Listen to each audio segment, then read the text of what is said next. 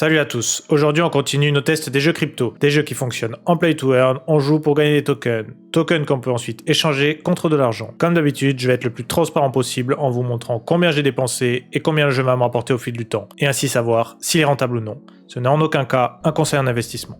Aujourd'hui, je vais vous présenter Fishing Town. Vous débarquez sur une île de pêcheurs et évidemment, votre seul moyen de vous faire un peu d'argent, c'est également de pêcher. Sous fond d'îles magiques et de divinités, vous allez devoir acheter votre première canne à pêche pour commencer votre activité. Pour avoir sa canne à pêche, deux solutions. La classique marketplace et le craft qu'un PNJ vous propose dans le village. Important à savoir avant d'acheter sa première canne à pêche, il y a plusieurs niveaux de rareté et il existe également 3 types de canne à pêche. La première plus utile dans les lacs, la seconde en mer et la dernière en rivière. Pour info, moi j'ai chopé celle pour la mer en uncommon sur la marketplace pour la somme de 82$. À quoi sert la rareté? À pêcher plus facilement les poissons plus ou moins rares. Parce que pour en avoir fait le test, quand on essaie de capturer un poisson très rare avec une canne à pêche bof, c'est hyper difficile, voire impossible. Pour pêcher, c'est très simple. Bien qu'il soit possible de pêcher sur tous les lieux de pêche, je pense qu'il est mieux de privilégier l'endroit préféré de votre canne à pêche. Vous allez donc à la mer par exemple, vous équipez votre canne et vous lancez votre hameçon. Au début, j'ai pas capté et j'attendais comme un débile que le bouton hit apparaisse, mais en fait, il suffit d'appuyer sur clic gauche lorsque le bouchon bouge. Une fois le bouton hit apparu, c'est là que le mini-jeu apparaît. Les joueurs du jeu Coin to Fish ne vont pas être dépaysés, puisque ce jeu utilise aussi le même système que le célèbre Stardew Valley. Il faut donc laisser la barre verte le plus longtemps possible sur le poisson pour l'attraper. Ça reste quand même assez simple pour les poissons de faible rareté, mais ça se corse très vite quand la rareté augmente. Si en revanche vous n'arrivez pas à faire le mini-jeu,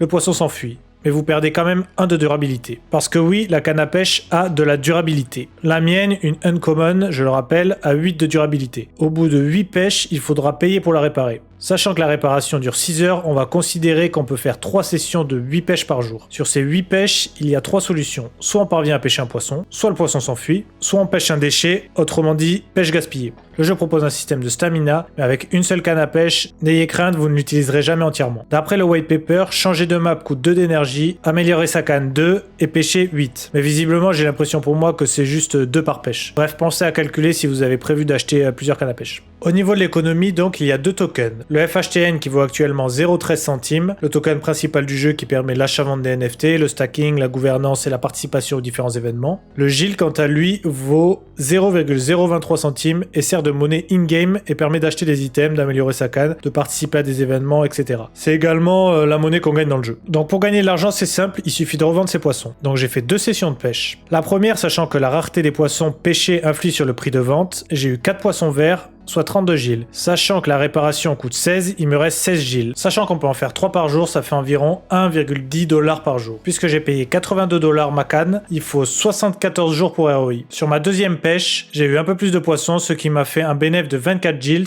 donc x3 à 72, soit 50 jours de ROI. Donc on a à peu près une moyenne de 2 mois. C'est pas sans sas, mais je reste assez early sur le jeu et ils ont prévu pas mal de choses pour améliorer le jeu. Fishing Town est sympa et ça prend pas trop de temps, donc ça passe. Ils ont un système qu'ils appellent semi-oracle, mais je vous avoue que j'ai pas compris grand chose. Je vous laisse me dire en commentaire si vous avez compris, je suis preneur d'une explication claire. Enfin, c'est surtout que je vois pas trop la différence par rapport à l'oracle classique. Le jeu est pour l'instant disponible sur PC, mais il le sera sur iOS et Android. Il y a tout un système de level pour améliorer son personnage, il y a également tout un système d'amélioration de sa canne à pêche. Je vous mets les schémas, n'hésitez pas à faire pause pour les analyser. Dans l'avenir, ils ont prévu les quêtes auprès des PNJ, tout un calendrier d'événements à la Animal Crossing, je suppose corrélés à la vie réelle, différents événements pour gagner des prix, la possibilité de farmer du bois et du fer, de construire sa maison, et même un aquarium pour élever et faire se reproduire ses propres poissons. Donc le jeu a l'air assez prometteur et j'espère me faire un peu d'argent au fil des mises à jour. Pour être très bref sur des futurs projets prometteurs que j'ai aperçus, il y a MetaGods sur lequel j'ai mint 2 NFT de 3 étoiles. Si le jeu vous intéresse, je vous conseille de checker la marketplace, c'est quand même bien plus rentable selon moi, surtout pour les 3 étoiles. Le projet est un jeu jouable en coop avec un gameplay à la Hunter the Gungeon. Ce qui me fait dire que ce jeu est prometteur, c'est qu'on retrouve MrBeast en tant qu'investisseur. C'est un des plus gros youtubeurs du monde. J'ai vérifié, il follow bien le projet sur Twitter et regardez là, on voit qu'il y a des Tesla à gagner, comme sur ses vidéos. Je ne pense pas que ce soit des coïncidences. Ensuite, on a le projet Moonfrost. On est très early parce que le projet est très peu avancé, mais c'est le créateur de Stardew Valley qui est aux manettes, donc c'est de suite très prometteur.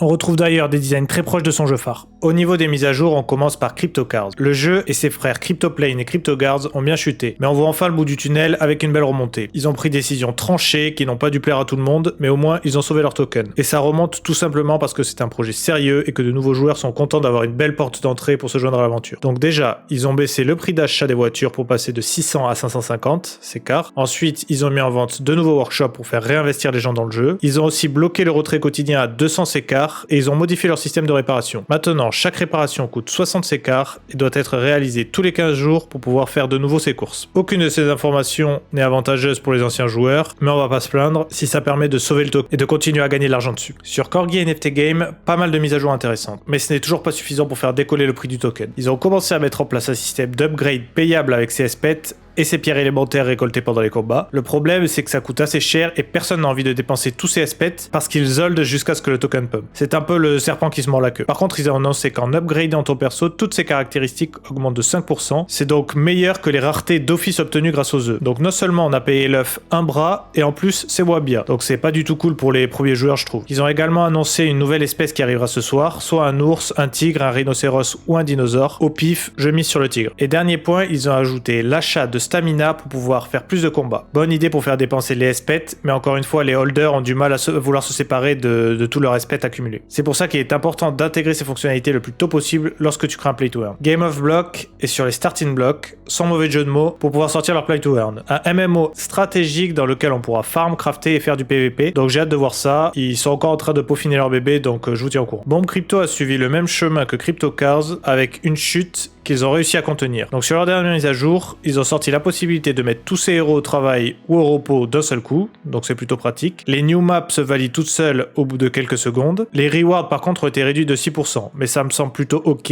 pour l'instant. Je vais mine 3 héros bientôt pour avoir les 15 disponibles au moment de l'aventure pour pouvoir vous montrer tout ça. Voici le moment tant attendu, mon nouveau Excel. Bon, c'est toujours pas révolutionnaire, mais au moins c'est plus visuel. Les BDF sont toujours en vert et les dettes en rouge. Pour l'instant, je continue tranquillement à gagner un peu d'argent avec CryptoCars, presque 50$ par jour, et CryptoBomb avec quelques sorties de temps en temps. Sinon, Ninja Fantasy c'est bien crash, donc je vais sûrement jamais me rembourser, et Corgi ça continue à bien prendre son temps. Ça nous fait un beau total de 1537$ de BDF sur l'ensemble des jeux. Au niveau de mon aventure, tout évolue tranquillement sur YouTube. On approche doucement mais sûrement des 10 000 abonnés grâce à votre soutien. N'hésitez pas à continuer à vous abonner, à liker et à commenter. C'est comme vous le savez super important pour l'algorithme, mais aussi pour mon petit cœur sensible. Cette semaine, j'ai aussi lancé mon aventure Twitch et ça s'est encore une fois passé à la perfection. Vous avez répondu présent et je vous remercie énormément pour ça parce que c'est très stressant de lancer son live sans savoir si on va faire 2 viewers, 20 viewers ou 200 viewers. J'ai au fil des jours en streamant toute la semaine de midi à 14h obtenu le statut affilié et on est bien parti pour le statut partenaire. Donc si vous décidez de continuer à me soutenir. Pour info, je passe mes streams à tenter de trouver des projets prometteurs. Je remercie d'ailleurs CryptoDeals qui m'a bien carré avec ses raids. Bref, encore et toujours merci, on continue l'aventure ensemble et on se retrouve bientôt sur Twitch ou sur YouTube pour de nouveaux Play to Earn.